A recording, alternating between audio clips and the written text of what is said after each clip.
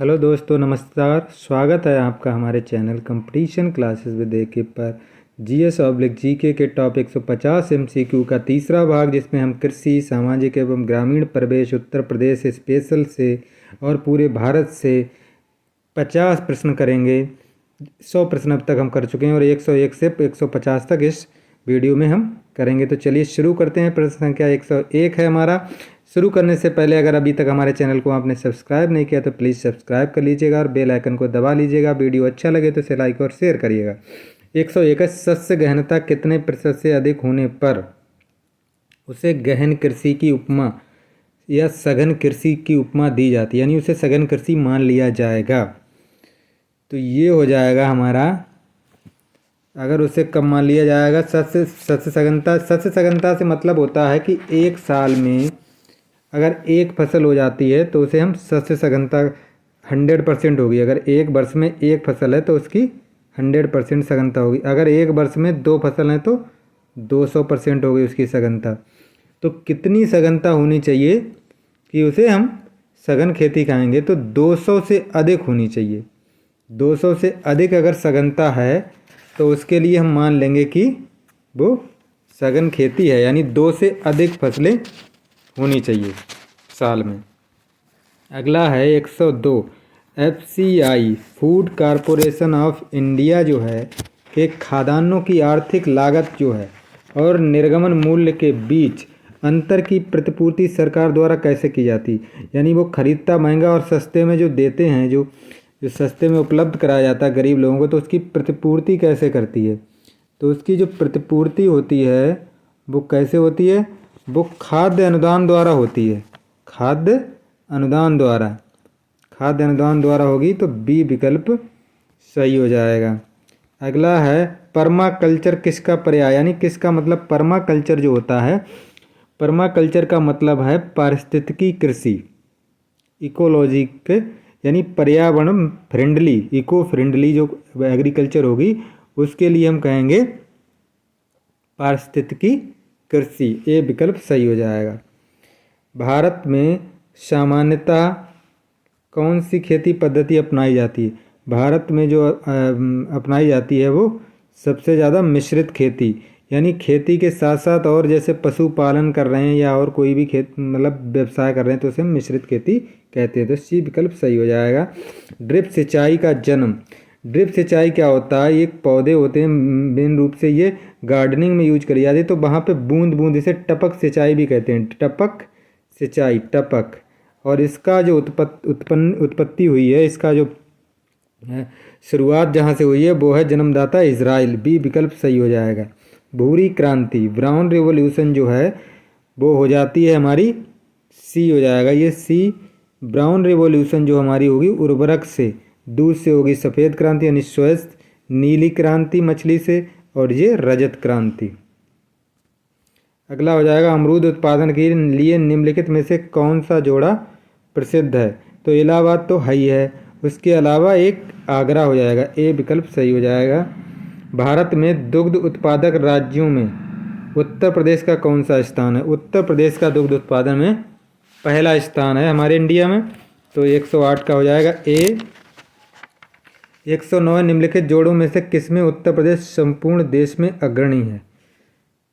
तो ये गेहूं में है, जौ, आलू, गन्ना, पहला ही विकल्प सही हो जाएगा। 109 का हो जाएगा ए। अगला है उत्तर प्रदेश की सर्वाधिक महत्वपूर्ण खाद्यान्न फसल। सर्वाधिक महत्वपूर्ण खाद्यान्न फसल जो है वो क्या है? वो है गेहूं। डी विकल्प सही हो जाएगा। उत्तर प्रदेश में सर्वाधिक उत्पादन वाला तिलहन, यानी उत्तर प्रदेश में कौन सी तिलहन सबसे ज़्यादा होती है? तो वो होती है सरसों। 111 का हो जाएगा डी। उत्तर प्रदेश में प्रमुख रूप से आम की किस किस्म का उत्पादन होता है? तो दशहरी का तो होता ही होता है, और उसके अलावा चौसा हो जाएगा। तो ए विकल्प सही हो जाएगा। नीलम जो है ये और अल्फांसो जिस साउथ इंडिया में होती हैं। उत्तर प्रदेश के पर्वतीय भागों में निम्नलिखित में से किस प्रकार के फलों का उत्पादन होता है? अधिकतर तो पर्वतीय भाग उत्तराखंड में चला गया, लेकिन अब भी इधर थोड़ा जो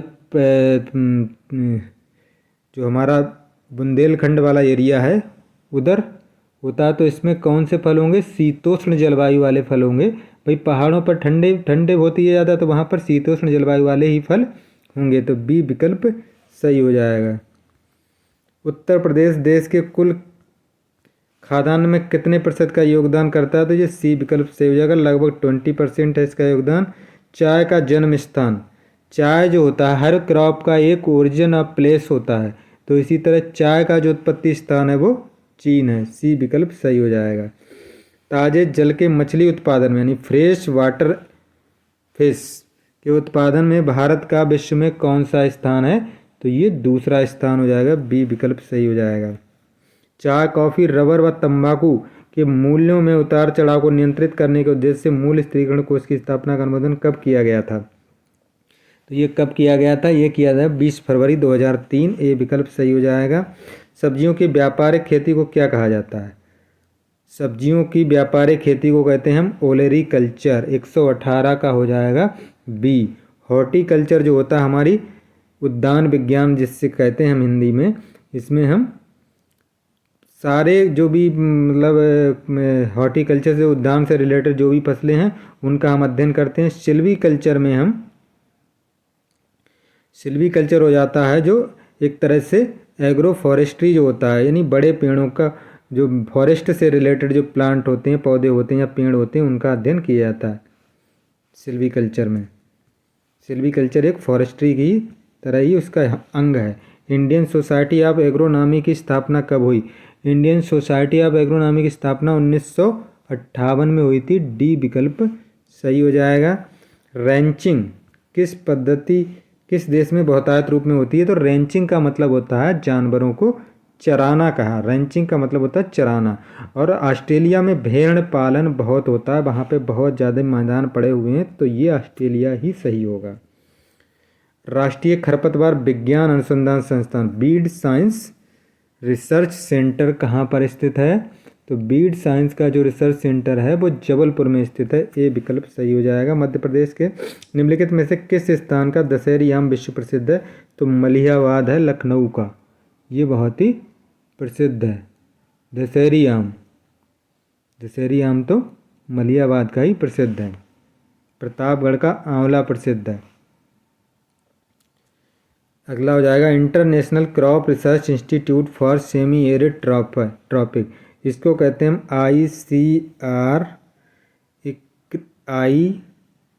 ICRISAT, ICRISAT, international crop research institute for semi arid tropic, ICRISAT बोलते हैं। और इक्रिसैट जो है इंटरनेशनल सेंटर है, ये इंटरनेशनल इंस्टीट्यूट है, लेकिन ये हमारे इंडिया में है, हैदराबाद में, डी विकल्प सही हो जाएगा 123 का। उत्तर प्रदेश के उत्तरी भाग को किन देशों की सीमाएं स्पर्श करती हैं, तो उत्तर प्रदेश के उत्तरी भाग को केवल एक ही देश की सीमा स्पर्श करती है और वो है नेपाल, बी विकल्प सही हो जाएगा। नई राष्ट्रीय कृषि नीति में कृषि विकास लक्ष्य कितने % निर्धारित किया गया है, कृषि विकास का लक्ष्य, ये इसमें 125 का हो जाएगा, इनमें कोई भी विकल्प सही नहीं है। अगला हो जाएगा हमारा प्रयोगशाला से खेत तक कार्यक्रम शुरू किया गया, प्रयोगशाला lab to land programme, lab to land programme जो हुआ वो 1979 में, सी विकल्प सही हो जाएगा। झूमिंग खेती किन क्षेत्रों में होती है, झूमिंग कल्टीवेशन जो होता है पूर्वोत्तर राज्य जो हैं असम मेघालय वगैरह उसमें होता है। झूमिंग खेती जो होती है उसमें केवल लैंड रोटेट होती है, फसल वही रहती, मोस्टली धान की खेती इसमें होती है। भूधारण प्रणाली की रैयतवाड़ी व्यवस्था की शुरुआत भारत में किसने की थी, तो ये की थी हमारे टॉमस मुनरो ने, डी विकल्प सही हो जाएगा। भारत में न्यूनतम समर्थन मूल्य MSP जो मिनिमम सपोर्ट प्राइस होता है, कीमतें सरकार द्वारा वर्ष में कितनी बार घोषित की जाती हैं, तो ये 2 बार की जाती हैं, एक रबी की फसल के लिए, एक खरीफ की फसल के लिए, तो 2 बार हो गई, बी विकल्प सही हो जाएगा। भूदान आंदोलन कार्यक्रम आचार्य विनोबा भावे द्वारा सर्वप्रथम किस प्रदेश से आरंभ किया गया था, तो ये प्रदेश था हमारा आंध्र प्रदेश, बी विकल्प सही हो जाएगा। कृष्ण क्रांति का संबंध किस क्षेत्र से है, तो कृष्ण क्रांति जो है यानी काली क्रांति का संबंध जो है वैकल्पिक ऊर्जा जो है हमारा, सी विकल्प सही हो जाएगा। कनोला मानव उपयोग के लिए उगाई गई विशिष्ट प्रकार की तिलहन सरसों की किस्मों को निर्दिष्ट करता है। इन किस्मों की प्रमुख विशेषता क्या है? जो कनोला किस्में होती हैं सरसों की, उनकी विशेषता प्रमुख क्या है? इनकी विशेषता प्रमुख है, इसमें एक सरसों के तेल में एक इरूसिक एसिड पाया जाता है। तो इरूसिक एसिड जो होता है वो होता तो है इसमें, लेकिन वो हमारी बॉडी के लिए हार्मफुल होता है। तो इसीलिए जो कैनोला वैरायटी हैं इनमें इरूसिक अम्ल की मात्रा बहुत कम पाई जाती है। डी विकल्प सही हो जाएगा। निम्नलिखित में कौन सी एक क्रिया पर्यावरण के लिए अनुकूल है? पर्यावरण के लिए जैव खेती अनुकूल होगी, बाकी इनमें से कोई भी पर्यावरण के लिए अनुकूल नहीं है। ये विकल्प सही हो जाएगा। भारतीय खाद्य निगम जो है FCI की स्थापना कब हुई थी? तो FCI की स्थापना 1965 में हुई थी। ये विकल्प सही हो जाएगा। किस कंपोस्ट होता है सड़े गले पदार्थों, चाहे पत्ते हो, घास हो या घर का कोई एक्स्ट्रा मटेरियल जो निकलता है उससे जो कंपोस्ट खाद, उसको सड़ा गल कर कंपोस्ट खाद बनाई जाती है। तो सबसे ज़्यादा पूछ रहा है फास्फोरस किस में होगा? तो ये बर्मी कंपोस्ट में होगा। बर्मी कंपोस्ट जो होती है वो केंचुआ से बनाई जाती है। केंचुआ जो होता है हमारा उससे बनती है बर्मी कंपोस्ट, तो इसमें फास्फोरस की मात्रा सबसे अधिक होगी। महिला डेयरी परियोजना उत्तर प्रदेश के कितने जनपदों में लागू है? तो ये 52 जनपदों में लागू है। अगला हो जाएगा हमारा, क्यूरिंग की क्रिया किस फसल में इस्तेमाल होती है, संपन्न होती है? क्यूरिंग और प्राइमिंग ये दोनों क्रियाएं, क्यूरिंग प्राइमिंग दोनों क्रियाएं जो हैं तंबाकू से रिलेटेड होती हैं। निपिंग भी तंबाकू में होती है। तो बी विकल्प सही हो जाएगा। बुंदेलखंड क्षेत्र के सर्वाधिक उपयुक्त फसल चक्र, बुंदेलखंड क्योंकि ड्राई एरिया है और ड्राई एरिया में कौन सी फसल उगाई जाएगी? जिसके लिए पानी की मात्रा की आवश्यकता कम हो। तो इनमें से ज्वार और अरहर के लिए सबसे कम पानी चाहिए, तो ए विकल्प सही हो जाएगा। नेशनल शुगर इंस्टीट्यूट ये कहाँ स्थित है? ये उत्तर प्रदेश के कानपुर शहर में स्थित है। सी विकल्प सही हो जाएगा। लेकिन अगर शुगर कैन रिसर्च इंस्टीट्यूट आता है, Indian institute of sugar cane research IISR, तो ये लखनऊ में। लेकिन शुगर इंस्टीट्यूट तो ये कानपुर में। शुगर कैन के इंस्टीट्यूट की बात हुई तो वो लखनऊ में। उत्तर प्रदेश को भारत के कितने राज्यों की सीमाएं स्पर्श करती हैं? तो ये दिल्ली सहित कुल 8 राज्य इसको स्पर्श करते हैं। डी विकल्प सी विकल्प सही हो जाएगा। विश्व में कपास का सर्वाधिक क्षेत्रफल पाया जाता है। कपास तो मोस्टली USA जो है कपास के लिए विश्व में क्षेत्रफल की बात कर रहा है। अच्छा, क्षेत्रफल में तो भारत ही आगे होगा। सी विकल्प सही हो जाएगा। अगला है, सर्वाधिक कार्बोहाइड्रेट किस खाद्यान्न में पाया जाता है?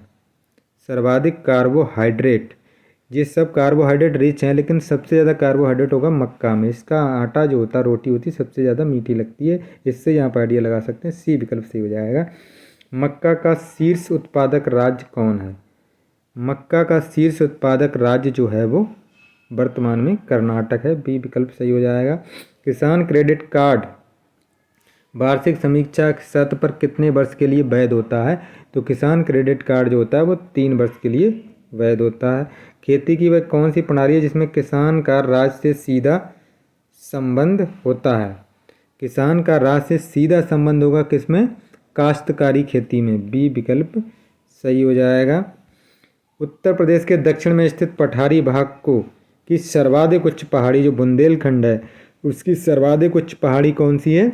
यह है सोनाकर। बी विकल्प सही हो जाएगा, सोनाकर पहाड़ी। 6ठी शताब्दी में वर्तमान उत्तर प्रदेश में कितने महाजनपद थे? 6ठी शताब्दी में जो भगवान बुद्ध थे उस समय जो हमारा पूरा भारतवर्ष था वो 16 महाजनपदों में बटा हुआ था। तो उस 16 महाजनपदों में से उत्तर प्रदेश में कितने महाजनपद थे? तो आधे महाजनपद उत्तर प्रदेश के थे। ए विकल्प सही हो जाएगा, 8। उत्तराखंड के गठन के बाद उत्तर प्रदेश के कितने जिले पृथक हुए? तो उत्तर प्रदेश से 13 जिले, पहले 13 जिले वहाँ जाकर के उत्तराखंड में कट के चले गए। तो बी विकल्प सही हो जाएगा। उत्तराखंड में उत्तर प्रदेश के कितने मंडल गए? तो अगर मंडल की बात करी जाए तो केवल 2 मंडल गए हैं। सी विकल्प सही हो जाएगा। जनसंख्या की दृष्टि से उत्तर प्रदेश का भारत में कौन सा स्थान है? Very simple question. जनसंख्या की दृष्टि से उत्तर प्रदेश का प्रथम स्थान है।